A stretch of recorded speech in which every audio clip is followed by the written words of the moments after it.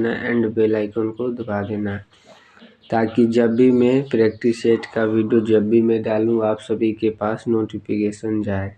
तो चलिए आज प्रैक्टिस सेट 1 करने वाले हैं, जिसमें बहुत ही इम्पोर्टेंट क्वेश्चन लेकर आया हूँ मैं।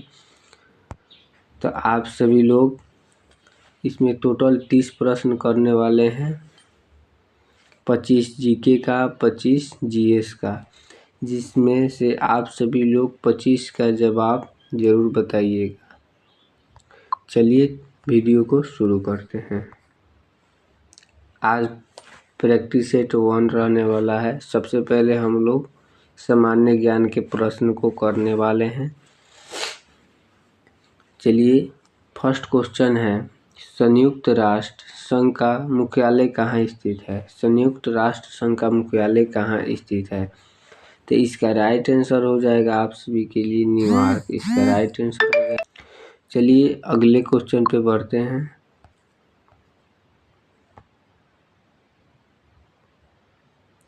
आप सभी के लिए अगला क्वेश्चन रहने वाला है, अंतर्राष्ट्रीय अहिंसा दिवस किस तारीख को मनाया जाता है? अंतर्राष्ट्रीय अहिंसा दिवस किस तारीख को मनाया जाता है?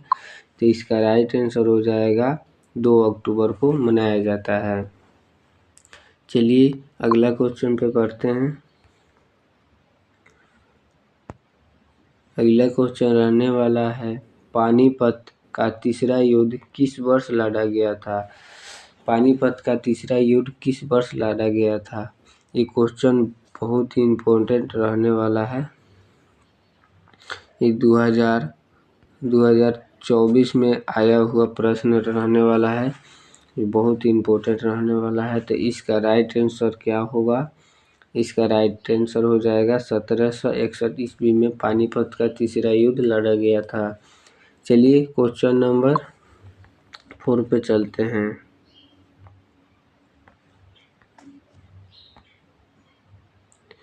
क्वेश्चन नंबर 4 रहने वाला है आप सभी के लिए, भारतीय नकद मुद्रा के नोट किस शहर में छपते हैं?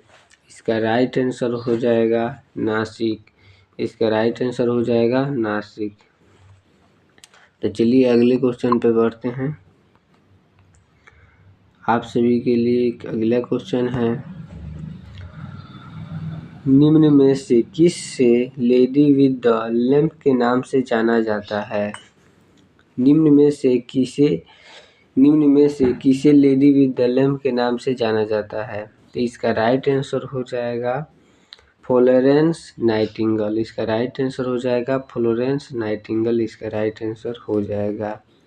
ये भी क्वेश्चन इम्पोर्टेंट रहने वाला है, क्योंकि बहुत बार इसको आर्मी अग्निवीर एग्जाम में पूछा गया है।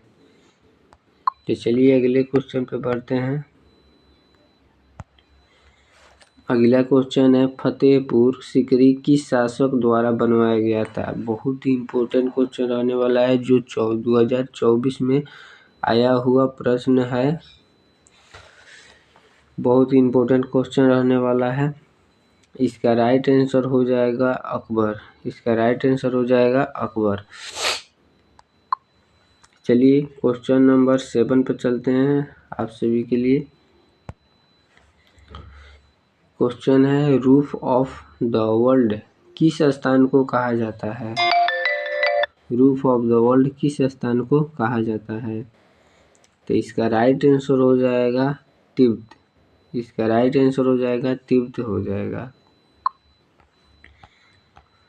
चलिए क्वेश्चन नंबर 8 पे आ गए हैं हम लोग। निम्नलिखित में से कौन सी नदी का उद्गम स्थान अमरकंटक है? इसका राइट आंसर हो जाएगा नर्मदा। इसका राइट आंसर हो जाएगा नर्मदा। चलिए अगले क्वेश्चन पे बढ़ते हैं, क्वेश्चन नंबर 9 पे। भारत के अटॉर्नी जनरल की नियुक्ति कौन करता है? इसका राइट आंसर हो जाएगा, इसका राइट आंसर हो जाएगा राष्ट्रपति। चलिए अगले क्वेश्चन पे बढ़ते हैं। अगला क्वेश्चन है माई एक्सपेरिमेंट विथ टूथ पुस्तक के लेखक कौन थे। माई एक्सपेरिमेंट विथ टूथ पुस्तक के लेखक कौन थे। ये बहुत ही इम्पोर्टेंट क्वेश्चन रहने वाला है आप सभी के आर्मी एग्जाम 2025 के लिए। माई एक्सपेरिमेंट विथ टूथ पुस्तक के लेखक कौन थे। इसका राइट आंसर हो जाएगा महात्मा गांधी। इसका राइट आंसर हो जाएगा महात्मा गांधी। चलिए अगले क्वेश्चन पे बढ़ते हैं। निम्न में से किस राज्य में सबसे कम जनसंख्या है। निम्न में से किस राज्य में सबसे कम जनसंख्या है। तो इसका राइट आंसर हो जाएगा सिक्किम। सिक्किम में सबसे कम जनसंख्या वाला राज्य है। चलिए अगले क्वेश्चन पर चलते हैं। अगला क्वेश्चन है ममता बनर्जी किस राजनीतिक पार्टी से संबंधित है। इसका राइट आंसर हो जाएगा तृणमूल कांग्रेस। इसका राइट आंसर हो जाएगा तृणमूल कांग्रेस। इसका राइट आंसर हो जाएगा। चलिए अगले क्वेश्चन पे बढ़ते हैं। अगला क्वेश्चन है पहला ओलंपिक खेल डैश में हुआ था। पहला ओलंपिक खेल डैश में हुआ था। इसका राइट आंसर हो जाएगा रोम। पहला ओलंपिक खेल रोम में हुआ था। चलिए अगले क्वेश्चन पे बढ़ते हैं।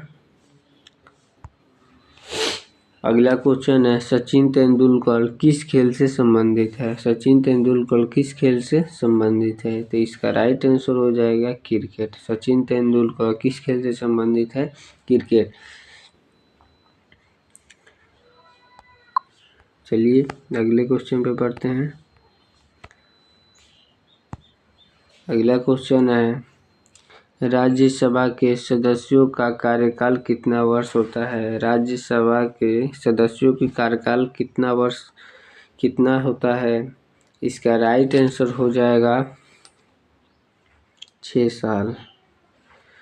राज्यसभा के सदस्यों का कार्यकाल कितना होता है। 6 साल होता है। चलिए अगले क्वेश्चन पे बढ़ते हैं। अब हम लोग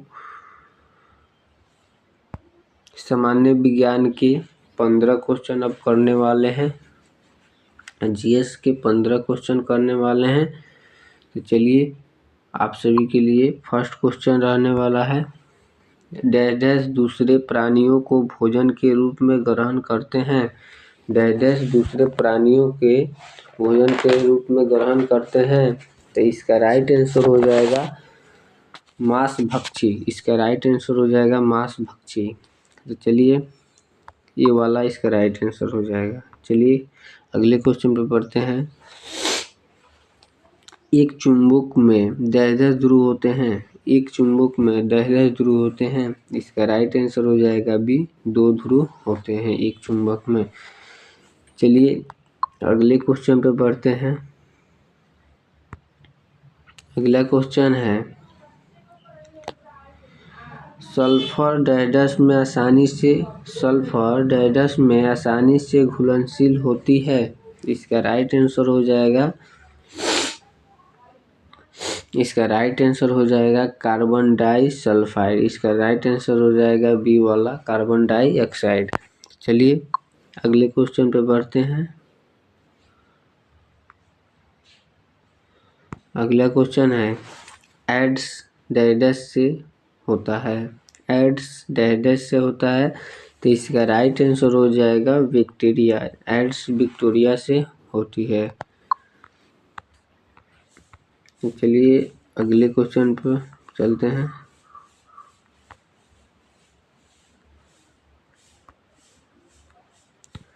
अगला क्वेश्चन है ईसीजी का उपयोग डैश रोग के पहचान के लिए किया जाता है। ईसीजी का उपयोग डैश रोग के पहचान के लिए किया जाता है। तो इसका राइट आंसर हो जाएगा हृदय। इसका राइट आंसर हो जाएगा हृदय। इसका राइट आंसर हो जाएगा सी वाला। चलिए अगले क्वेश्चन पे बढ़ते हैं। अगला क्वेश्चन है कंडेंसर का प्रयोग किसमें किया जाता है। कंडेंसर का प्रयोग। चलिए इसका राइट आंसर हो जाएगा डी अवेश इकट्ठा करने के लिए कंडेंसर का प्रयोग किसमें किया जाता है? अवेश को इकट्ठा करने के लिए किया जाता है। डी वाला ऑप्शन हो जाएगा। चलिए अगले क्वेश्चन पे बढ़ते हैं।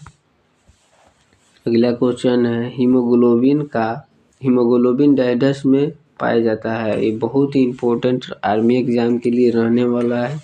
हीमोग्लोबिन डैश में पाया जाता है। इसका राइट आंसर हो जाएगा खून। हीमोग्लोबिन खून में पाया जाता है। सी वाला ऑप्शन हो जाएगा। चलिए अगले क्वेश्चन पे बढ़ते हैं।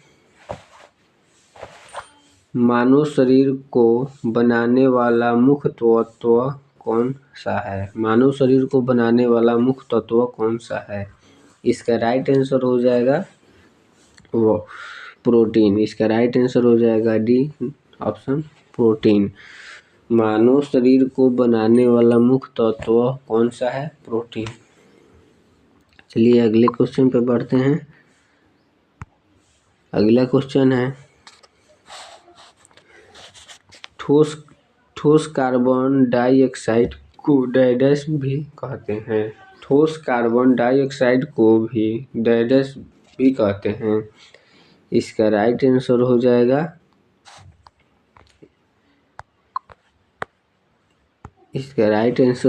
शुष्क बर्फ। इसका राइट आंसर डी वाला हो जाएगा शुष्क बर्फ। चलिए अगले क्वेश्चन पे बढ़ते हैं। अगला क्वेश्चन है संक्षेप शब्द ISRO का विस्तार रूप क्या है? इसका राइट आंसर हो जाएगा डी वाला भारतीय अंतरिक्ष अनुसंधान संगठन। इसका राइट आंसर होने वाला है। चलिए अगले क्वेश्चन पे बढ़ते हैं। अगला क्वेश्चन है रासायनिक संयोग से बनने पदार्थ को डैश कहते हैं। इसका राइट आंसर हो जाएगा अणु। इसका राइट आंसर डी वाला हो जाएगा अणु। चलिए अगले क्वेश्चन पे बढ़ते हैं। अगला क्वेश्चन है 27 नंबर। ओजोन गैस का रंग होता है। ओजोन गैस का रंग होता है हल्का नीला। ये वाला ऑप्शन हो जाएगा। ओजोन गैस का रंग हल्का नीला होता है। चलिए अगले क्वेश्चन पे बढ़ते हैं। 29 नंबर। शरीर में सबसे मजबूत पेशी है। शरीर में सबसे मजबूत पेशी है। चलिए इसका राइट आंसर क्या होगा? शरीर में सबसे मजबूत पेशी है जबड़ा। ये वाला ऑप्शन हो जाएगा। शरीर में सबसे मजबूत पेशी है जबड़ा। चलिए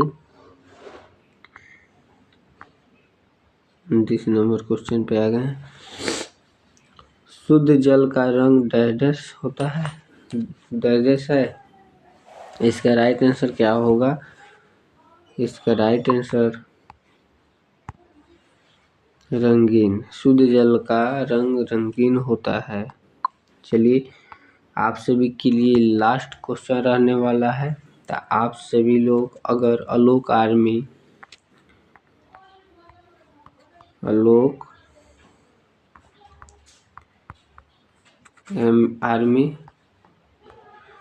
पॉइंट को आप सभी लोग सब्सक्राइब नहीं किए हैं तो आप सभी लोग जाकर सब्सक्राइब कर लें एंड बेल आइकन को ऑन कर लें। आज 12 फरवरी से आलोक आर्मी पॉइंट पर आर्मी अग्निवीर एग्जाम के लिए प्रैक्टिस सेट चलेगा, जिसमें बहुत ही इम्पोर्टेंट प्रश्न मैं लेकर आऊँगा जो पिछले एग्जाम में पूछा गया प्रश्न रहने वाला है। तो आप सभी लोग इस चैनल को फॉलो नहीं किए हैं तो इस चैनल को सब्सक्राइब कर लें।